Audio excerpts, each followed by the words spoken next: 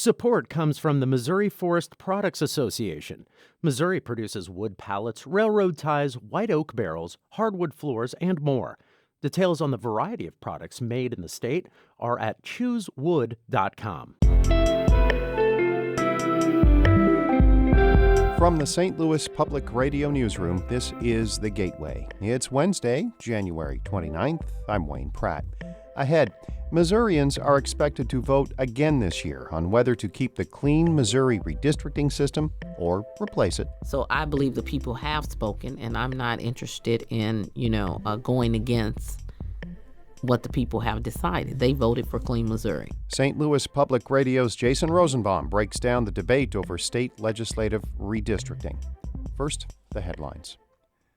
Missouri is moving forward with testing roughly 7,000 rape kits. They have been sitting on evidence shelves in police departments and hospitals. St. Louis Public Radio's Jacqueline Driscoll spoke with Attorney General Eric Schmidt about removing that backlog.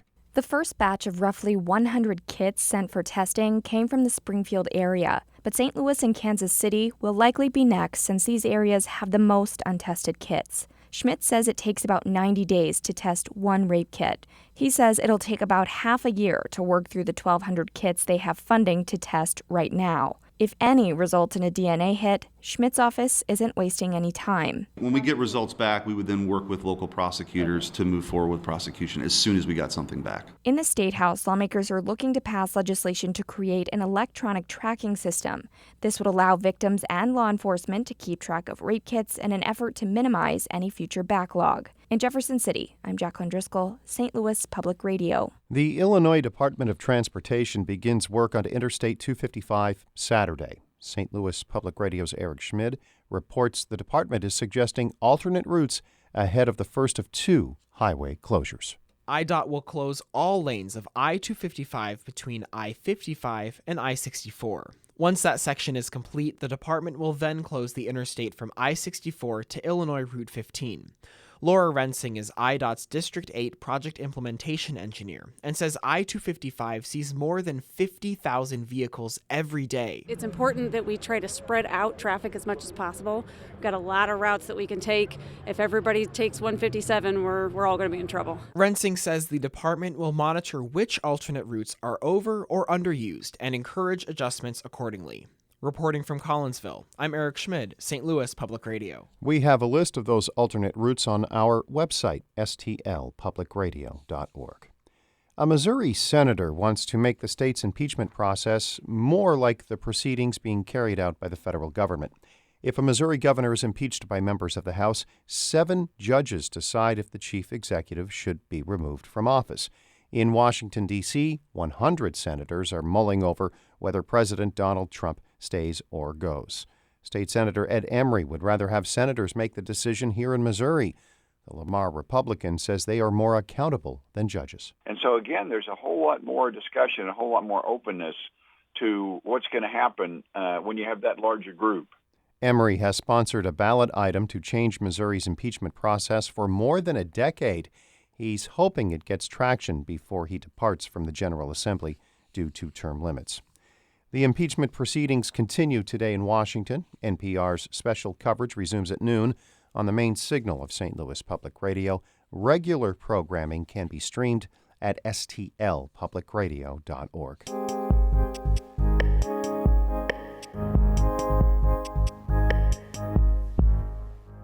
Missouri voters are expected to have a say again this year on how state, House, and Senate districts are drawn.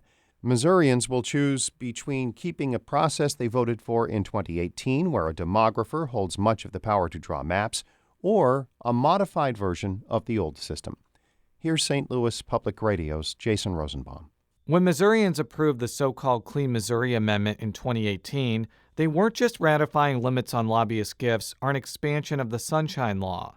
They were making huge changes to state legislative redistricting, shifting power to draw House and Senate districts from bipartisan commissions or appellate judges to a demographer who must draw maps with an emphasis on partisan fairness and competitiveness. It's a system that Republicans that control the General Assembly loudly oppose. They contend Clean Missouri isn't about making maps fair, but creating a better playing field for Democrats in a state that's trending toward the GOP. That's a big reason why legislative leaders like Senate Majority Leader Caleb Rowden wants to give Missourians another crack at the issue. He says his 24-member Republican caucus is united. I've got 24 people who, are willing to stay all night. I've got 24 people who are willing to answer quorum calls. And so that really opens us up to be able to work to do what we need to do. If voters approve Senator Dan Hageman's measure working its way through the Missouri General Assembly, then those previously mentioned bipartisan commissions and appellate judges would hold much of the power to draw House and Senate maps instead of the demographer. It also prioritizes compactness when drawing districts, as opposed to language aimed at stoking partisan fairness and competitiveness. State Senator Carla May voted against Hageman's ballot proposal in committee. The St. Louis Democrat has concerns about how Clean Missouri would affect districts with sizable black populations, but May doesn't believe it's worth it to second-guess what Missourians voted for in 2018. So I believe the people have spoken, and I'm not interested in, going against what the people have decided. They voted for Clean Missouri. Redistricting is a complex beast that can be difficult for voters to understand.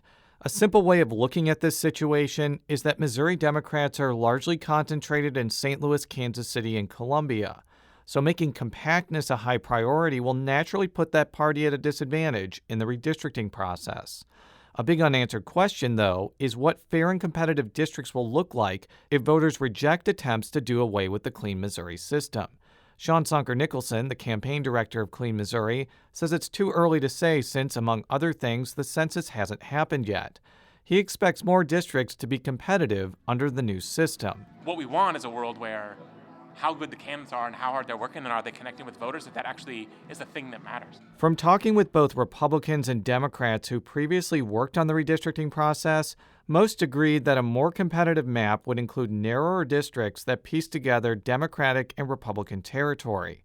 Lowell Pearson served on the 2012 commission that created the Senate maps and was part of a legal team that unsuccessfully sued over Clean Missouri in 2018.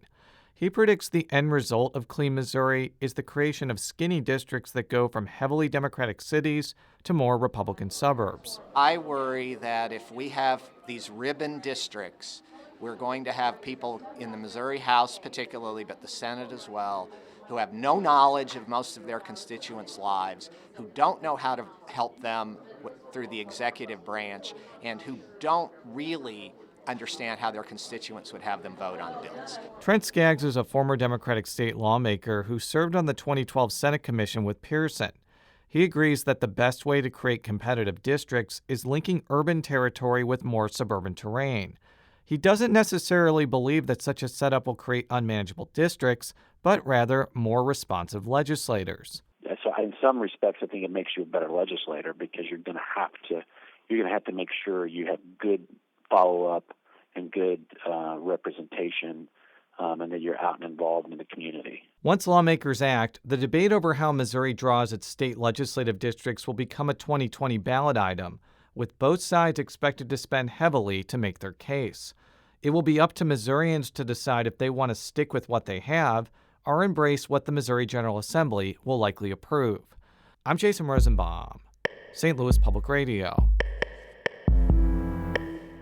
Our Fred Ehrlich edited that report. Shula Newman is the executive editor of St. Louis Public Radio. Music by Ryan McNeely of Adult Fur. A big thanks to Sarah Fenton for handling the podcast duties yesterday. I'm Wayne Pratt, and from the St. Louis Public Radio Newsroom, this has been The Gateway.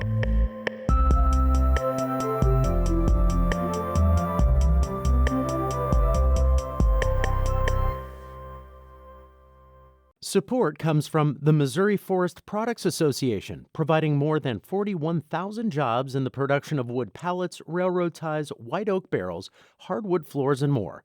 Details at choosewood.com.